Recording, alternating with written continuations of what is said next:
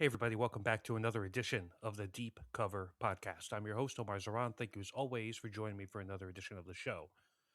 I'm recording this on Christmas Eve. So before we start, just want to wish everybody a happy holidays, whatever you celebrate, or if you don't celebrate anything at all. Maybe you were taking in the Festivus tradition of yesterday, or maybe you celebrate Christmas or Hanukkah, Kwanzaa, whatever it is. Hope you are able to spend some quality time with your friends and family, and remember those close to you, less fortunate than you, and bringing in an end to 2025 on a good note. Today, I wanted to talk about dynasties and something that really struck me recently was the Kansas City Chiefs a couple of weeks ago were playing in a game for their playoff lives, basically. And, a play happens that results in Patrick Mahomes tearing his ACL. Gardner Minshew comes in. They end up losing the game.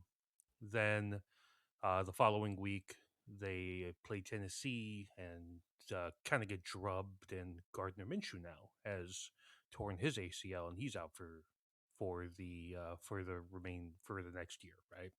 So now the Chiefs are down to their third QB. They're 6-8, I think, and they're eliminated from the playoff picture, which means for the first time in his career as a starter, Patrick Mahomes and the Chiefs will not be in the playoffs. And you know, the league over the past half decade, I want to say, has been a lot of Mahomes, a lot of the Philadelphia Eagles, right? And those are kind of been the preeminent teams in the league. And last year, the Chiefs just found ways to win games and got back to the Super Bowl. Were destroyed by the Eagles, and now it's kind of like the Eagles' turn. They're kind of doing that this year, where they're finding ways to win games, but it doesn't look pretty, but they're getting it done. So we'll see how it shakes in the playoffs. But the response that a lot of people had here was really one of joyousness. I want to say, like I'm not saying anybody celebrated the Mahomes injury, but they are celebrating the demise or the perceived demise of the Chiefs dynasty. And the reason that you're looking at it as a demise is because Mahomes is injured, and quite frankly, the last couple of years he hasn't looked like early Mahomes, who had all this athleticism and arm talent, and this year and last year as well, you could say, had a lot of chinks in the armor, right? And Andy Reid is getting older. Very good chance that Travis Kelsey will retire at the end of this year, and he's lost a step.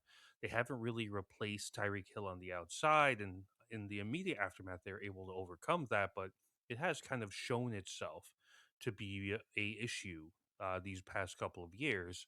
Rasheed Rice in and out of trouble. Xavier Worthy, he's been okay. Chris Jones getting older, so they're a team that is getting older and seems like they could be either at the end of their run or at least in need of a massive retooling. And you wonder if next year will be kind of like a little bit of a gap year for them, and sign some backup quarterback to kind of start as Mahomes recovers from the torn ACL, and you win 5, 6, 7 games next year, get a decent draft pick, and then you're able to retool for when he's back. But a lot of people were celebrating it, and we're celebrating that they are no longer kind of in contention in the mix here. And it made me think about how we view extended team success. And let's take it to the NBA for a second. People are already sick of the Oklahoma City Thunder. And that's the crazy thing, right? Like people are already complaining about the Thunder and all this. And because, the Thunder, obviously they had a amazing season last year. It defied all expectations in the regular season and then made this run to the finals while not playing their best basketball. And now they seem like they're even better this year. They've only lost 3 games so far this year. We're a third of the way through the season. Really seems like the only team that's able to beat them is the San Antonio Spurs, who they play on Christmas Day. And people are already kind of like sick of the Thunder, annoyed by the Thunder, throwing vitriol at Shea Gilgis Alexander, right? They call the camaraderie during post games kind of corny or whatever. So there's a lot of criticisms, right? And I think that what we're seeing here is I don't think that this was the case years ago. Like, did teams want to beat the Bulls in the 90s? Of course. But as a whole, the Bulls in the 90s with Jordan and Pippen and Phil Jackson were kind of viewed as this cultural phenomenon. People loved the back and forth rivalry between the Celtics and the Lakers. You know, the even though it was for the better part of a decade, only two of those teams, really dominated the NBA. And in the NFL, like the Cowboys captured the imagination in the 90s, the 49ers of the 80s, the Steelers of the 70s. We are a sports viewing public that has been fed dynasties over and over again. And you think about the times when people don't really like a sport or it kind of dips in popularity is when it doesn't have a dynasty.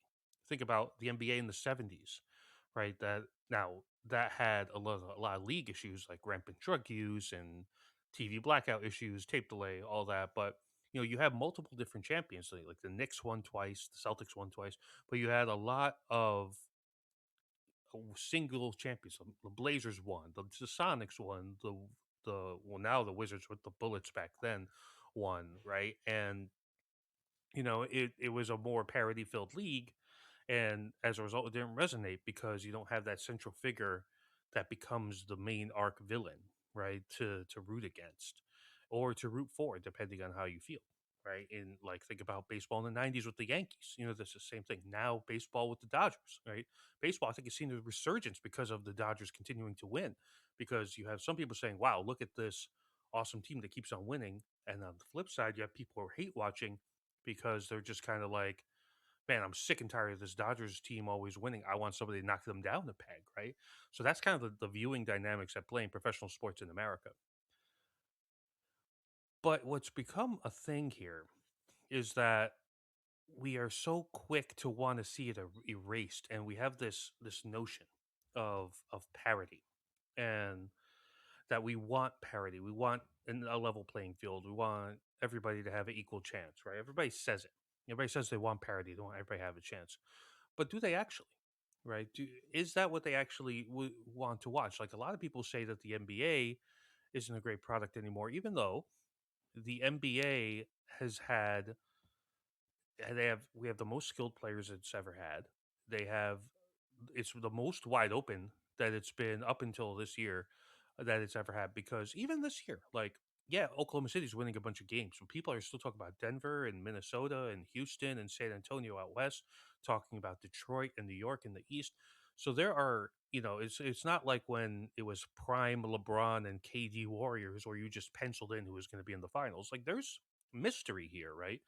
Can the Knicks actually fulfill a destiny? Are the Pistons ready to take a jump? Is Orlando's trades going to manifest itself into a deep playoff run in the East? And in the West, is Oklahoma City going to succumb to the pressure? Is Minnesota finally going to get over the hump after making the conference finals 2 years in a row? Can Houston put it together after acquiring Kevin Durant? So there's a lot of that stuff there. And in the NFL now, it's the same thing where the Broncos are rising up. The New England has resurfaced from the ashes with Drake May in the AFC. The Chargers have won 11 games despite dealing with injury. And look at the NFC, the Rams, the Eagles, the Seahawks, the 49ers, all teams that you could talk yourself into having a chance at a title. That should be that's what everybody claims that they want. But then a lot of people just find themselves ultimately missing the aspect of I don't like the fact that this team wins so much because they don't have that embedded reason to root against something, right? So I think a part of this is our exposure. And what I mean by that is think about how we consume sports content these days versus how we used to. So, and this is probably going to come off like, oh, old man yells at cloud, but hear me out. Back in the day, your the times that you would consume sports news, like in the 90s and early 2000s, was incredibly limited. And it was in sports papers or in the newspaper or magazines. It was on Sports Center for an hour a day, and it was during watching the games, right? And there wasn't social media, there wasn't viral videos, none of this stuff really existed. So fast forward to today, we're in the social media era, right? And people doom scroll on social apps all day, every day. 4, 5, 6 hours of screen time on a combination of X, Threads, Instagram, TikTok, YouTube, whatever. And they're getting force fed all this stuff over and over and over again. And when you engage in stuff, the algorithms are going to give you more of it. So it's a higher propensity for you to think of, wow, I really hate this, right? So in the case of the Chiefs, they had both the success of the team force feeding, and they also had the pop culture aspect with the inclusion of Taylor Swift and Travis Kelsey's relationship into the dynamic. Then you think about it is that you're seeing Mahomes on all these commercials. His wife, Brittany Mahomes, is kind of pretty outspoken on social. You're seeing Harrison Butker making comments that are somewhat controversial depending on the audience. You're seeing Mahomes in all the commercials. You're seeing Kelsey with his podcast with his brother Jason. You're seeing posts about his and Taylor Swift's relationship. You're seeing posts about Andy Reid all the time. And, your ESPNs, your Fox Sports Ones, they're always going to be pushing the content out. And now we get clips from those, even if we don't watch it. You're getting clips on X, you're getting clips on TikTok, clips on YouTube. So you're constantly being flooded with all of this content that's about this one team. And so naturally, your admiration for their success is quickly going to devolve into your hatred of their existence, your hatred of their success, right? Like I think I'll look at the Patriots during the Brady era as an example here. I think in the early years we really embraced it, right? Because it's like, man, look at this guy, sixth round quarterback comes out. Bill Belichick is just coaching this stuff up, and they just found this formula for success and the Patriot way, and it was just kind of super fascinating, right? Towards the end, though, it was just kind of like, oh my god, get this dude off of my screen. I'm tired of it. But it took us a while to get to that point. I think that with LeBron James, I think we took a while to get to the point like, all right, we're kind of over this now, right? And I think the window of time for embracing into I can't stand you anymore has reduced dramatically. I think it's like 1 or 2 years now. Because you look at the Thunder as an example, you look at like you see it with kind of like the MVP race thing. Like everybody is kind of has a little bit of Nikola Jokic fatigue, right? Because they're so used to him uh being so excellent. I mean, you look at it with like Josh Allen, right? Everybody is like rooting for Josh Allen to get to the Super Bowl because he just hasn't done it. And when where we're just so desperate for something new that we want to see somebody just rise above the fray and give us something new to look at there, right? And because we're used to Mahomes, we're used to Jalen Hurts, we already saw Matthew Stafford in the Super Bowl, I mean, and it's just like it's why when the Lions had their run to the NFC title game a couple years ago, they they kind of captured the imagination because it's a team that's never done it before, and it maybe weren't as exposed to it as we were with these other brands that became a little bit more well known, right? And our kind of psyche here, because we're so chronically online in the sports community and we're always getting news and we're always getting all this stuff, it's why people hate Alabama in the college football playoff because they're always there, right? And I wonder long term if that's healthy, because I think when we're so combative of people who start tuning in casually. A lot of people, if you're in the sports space, if you comment on sports a lot, people always use the term casuals as a sort of like a curse word, a bad word, a negative thing. Is like, actually, the casual watcher is what increases the popularity of the sport you're watching. Think about the WNBA. WNBA had great competition, great levels before all the casual fans who came from the Caitlin Clark bonanza started tuning in, right? Now, those people have brought their own level of toxicity into the conversation, but more eyeballs on the league, is generally a good thing and gets more people to pay attention. And I'll be honest, I wasn't as locked into WNBA as I am now after the arrival of all these tremendous last couple years of rookies, Angel Reese, Cam Brink, Rikia Jackson, Paige Beckers, so Caitlin Clark, of course. And so I think that you want the casual watcher to want to view something. And the easiest way to do that is to present a Goliath. You present with them, this is the evil empire that we must destroy, right? And this is the team that we want to dethrone. And there's intrigue there. But with the quickness in which we're turning on these teams, we're not even giving them time to develop into that mystique. Like I think people are already done with the Chiefs after a couple of years. They just happen to keep on having success. And looking forward, you look at the playoff landscape in the NFL this year. Burrow out of the mix, Lamar likely out of the mix. Justin Herbert has had an injured hand, even though his team keeps on finding ways to win.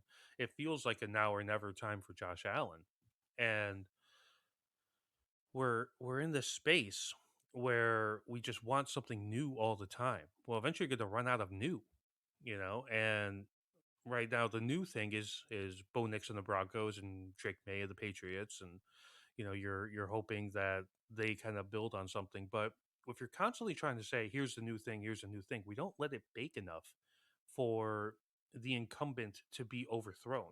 The reason why Jordan's ascendancy in the NBA and LeBron's ascendancy in the NBA was so fascinating was because they had the struggles of overcoming the incumbent, right? So if you believe that Drake May is the future of the AFC, right? Like you're saying, he's going to overthrow Josh Allen, he's going to overthrow Patrick Mahomes, and it's like there is no Patrick Mahomes in his way to overthrow right now, right? And that's the real issue. I think that we sometimes get a little too focused on parity and to kind of discount the fact that the importance of a good story in the league when you're telling it, right? Like when the Bucks played the Chiefs in the Super Bowl, that was supposed to be kind of like a big changing of the guard moment. It didn't happen that way. Brady won that game, and it kind of cemented himself as this the greatest QB ever, if there was any doubt before that. But you lose some of the storytelling when you just say, "Hey, I want everybody to have a seat at the table," and I am allergic to any sort of team finding sustained success for the long term, where you want a new champion every year. It keeps things fresh in the social media world, but at the same time, you want a little bit of continuity. No, like you want to see a Joe Burrow get to play in the playoffs. Like the Jaguars have had a great year, and Trevor Lawrence has had a great year, but you would like to see him, I don't know, maybe go up against one of these incumbents, but all of them are going to be gone. Again, Mahomes out with injury, Burrow not going to make it, Lamar most likely not going to make it, Herbert injured. And it's really only Josh Allen, right? And I think you need to find a mix, is the thing. Like, it gets too boring if the same team wins all the time. I think we could all agree to that. But it also gets kind of uninteresting when it's just a Rolodex of different teams competing every year. And I think we shouldn't be too expeditious to stomp on the graves of the Chiefs because ultimately, from a talking point intrigue aspect, you like it when you have a team you could hate, right? And the Chiefs are very easily hateable. Think about it this way. You may be super annoyed at Taylor Swift and can't stand her for maybe you don't like her music, maybe you don't like her politics, whatever. An easy way, she becomes an easy target to hate the Chiefs.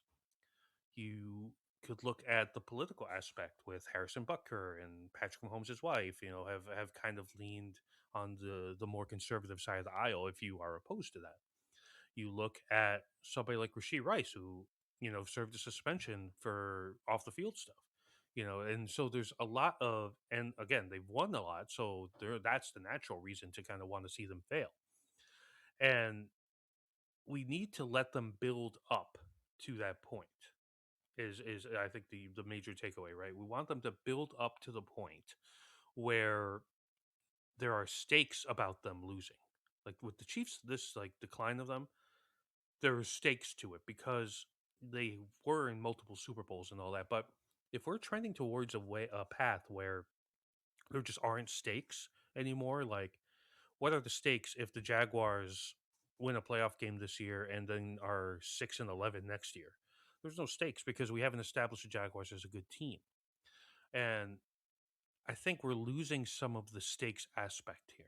We're losing some of the intrigue that makes us kind of tune into this stuff because let's be honest, like if there is a playoff game between two kind of like middling teams or whatever, and you might not tune in for that. What's the reason that I'm tuning in? And that becomes a problem that the NFL is kind of going to build itself into by really going all in on this parity stuff. And we've seen it in the NBA as well with their second aprons and stuff. They've kind of said you can only be great, but for a very short amount of time.